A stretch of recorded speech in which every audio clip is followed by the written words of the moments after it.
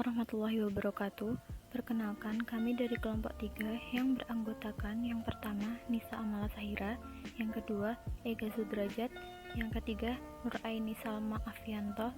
Kami akan membahas tentang sumber ajaran Islam yang berjudul Al-Quran sebagai sumber ajaran Islam.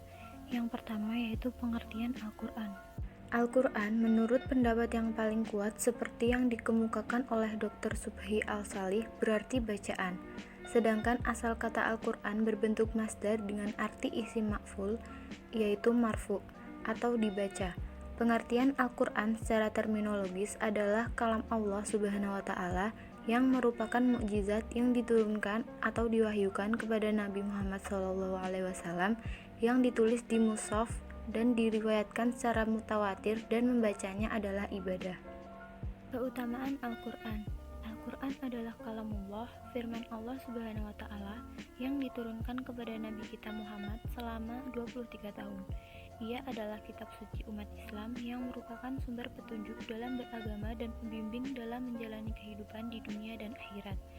Oleh karena itu, merupakan suatu kewajiban bagi seorang muslim untuk selalu berinteraksi aktif dengan Al-Quran, menjadikan sebagai sumber inspirasi, berpikir, dan bertindak. Sejarah turunnya Al-Quran.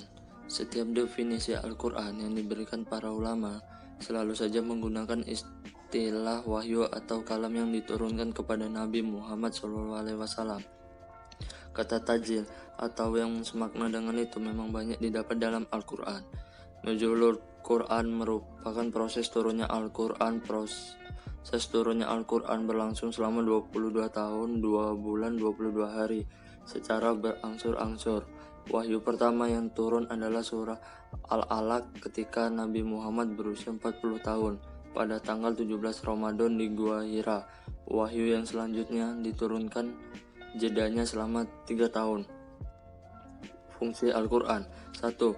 Petunjuk bagi manusia. Allah Subhanahu wa Ta'ala menurunkan Al-Quran sebagai petunjuk umat manusia seperti yang dijelaskan dalam surah Al-Baqarah ayat 2 dan surah Al-Fusilat ayat 44. 2. Sumber pokok ajaran Islam. Fungsi Al-Quran sebagai sumber pokok ajaran Islam sudah diyakini dan diakui sebenarnya oleh segenap hukum Islam. Adapun ajarannya meliputi persoalan secara hukum, ibadah, ekonomi, politik, sosial, budaya, pendidikan, ilmu pengetahuan, dan seni.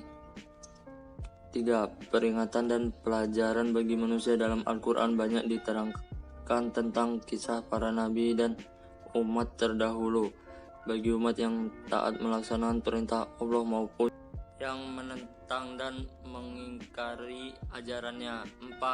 Sebagai mukjizat Nabi Muhammad SAW, turunnya Al-Quran merupakan salah satu ilmu yang dimiliki oleh Nabi Muhammad. Hukum yang terkandung dalam Al-Quran. Adapun hukum-hukum yang terkandung dalam Al-Quran yaitu 1. Hukum-hukum i'tiqadiyah, yaitu hukum yang berhubungan dengan keimanan kepada Allah SWT, kepada malaikat, kepada kitab-kitab, kepada para rasul Allah, dan kepada hari akhir. Yang kedua, hukum-hukum khuluqiyah, yaitu hukum yang berhubungan dengan akhlak. Manusia wajib berakhlak yang baik dan menjauhi perilaku buruk. Yang ketiga, hukum-hukum amaliyah, yaitu hukum yang berhubungan dengan perbuatan manusia. Hukum amaliyah ada 2, yaitu mengenai ibadah dan mengenai muamalah dalam arti yang luas.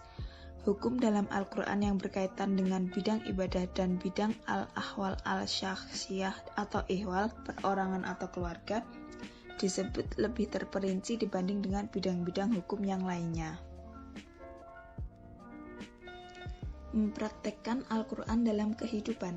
Al-Quran diwahyukan Allah Subhanahu wa Ta'ala kepada Nabi Muhammad SAW yang menyariatkan nilai-nilai kebaikan universal. Nabi Muhammad SAW mengajarkan nilai kebaikan itu melalui praktek hidup keseharian. Nilai kehidupan di dalam Al-Quran yang dipraktekkan Rasulullah SAW antara lain adalah kebersihan, keluhuran budi, dan penghormatan kepada sesama. Selain ketiga nilai di atas, Al-Quran juga mensyariatkan agar umat manusia menjadi pribadi yang berpengetahuan. Berpengetahuan merupakan nilai yang dijunjung tinggi oleh seluruh umat manusia. Contohnya, 1. Melafazkannya atau membacanya. Aktivitas membaca Al-Quran merupakan cara yang paling awal untuk bisa menjadikan Al-Quran sebagai sahabat sejati dalam kehidupan kita. 2. Menghafalkannya.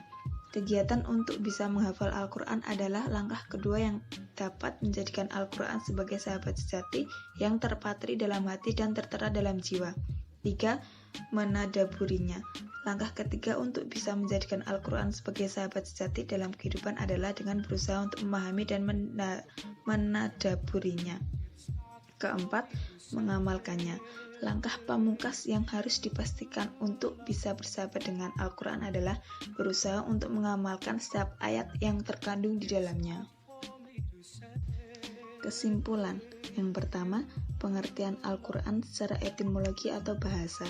Al-Quran merupakan nama bagi firman Allah yang diturunkan kepada Nabi yang menghimpun surat-surat dan kisah-kisah, juga perintah dan larangan atau menghimpun intisari kitab-kitab suci sebelumnya. Kedua, pengertian Al-Quran secara terminologi atau istilah. Al-Quran adalah kitab yang diturunkan kepada Nabi Muhammad SAW, lafaznya dengan mengandung mukjizat, membacanya mempunyai nilai ibadah, diturunkan secara mutawir dan ditulis pada mushaf. Ketiga, Allah menurunkan Al-Quran kepada Rasulullah melalui 3 tahap, yaitu Al-Quran diturunkan oleh Allah secara sekaligus ke Lauh Mahfuz. Al-Quran diturunkan dari Lauh Mahfuz ke Bait Al-Izzah di langit dunia. Al-Quran diturunkan dari langit dunia kepada Nabi Muhammad melalui perantara malaikat Jibril alaihissalam. Keempat, turunnya Al-Quran secara berangsur-angsur memiliki beberapa rahasia dan hikmah, yaitu 1. Untuk menambah dan menguatkan hati serta jiwa Nabi Muhammad SAW. 2. Untuk membimbing dan membina umat Nabi Muhammad SAW dalam melaksanakan syariat Islam. 3. Menunjukkan sumber Al-Quran dan bahwa ia merupakan kalamullah. 4. Untuk menantang orang-orang kafir yang mengingkari Al-Quran. Sekian presentasi dari kelompok kami. Jika ada kekurangan, kami mohon maaf. Wassalamualaikum warahmatullahi wabarakatuh.